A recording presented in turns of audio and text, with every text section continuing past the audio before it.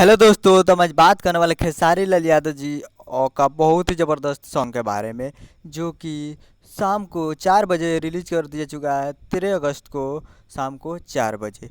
जिस सॉन्ग का टाइटल रखा गया है ट्यूशनवा वाली लड़कियाँ, जो कि आपको स्क्रीन के ऊपर दिखाई दे रहा है। जिस सॉन्ग का टाइटल रखा गया है ट्यूशन वाली, जो कि ट्यूशन वाली लड़की जैसा ये सॉन्ग था और मैं सुन चुका हूँ। तो आप लोग जाकर इसे सुन सकते हैं आदि शक्ति फिल्म से भोजपुरी यूट्यूब चैनल पे, जिसे गाए हैं खेसारी लाल यादव जी और नेहा राज, और लिखे हैं पवन पांडे जी, और म्यूजिक दिया है श्याम सुंदर जी। तो इसे जाकर आदि शक्ति फिल्म से भोजपुरी यूट्यूब चैनल पे फुल ऑडियो सॉन्ग में जाकर इसे सुन सकते हैं।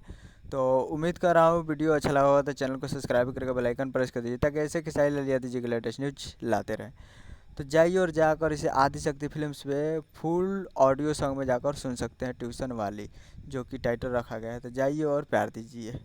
मिलते हैं अगले वीडियो में, तब तक के लिए जय हिंद, जय भोजपुरी।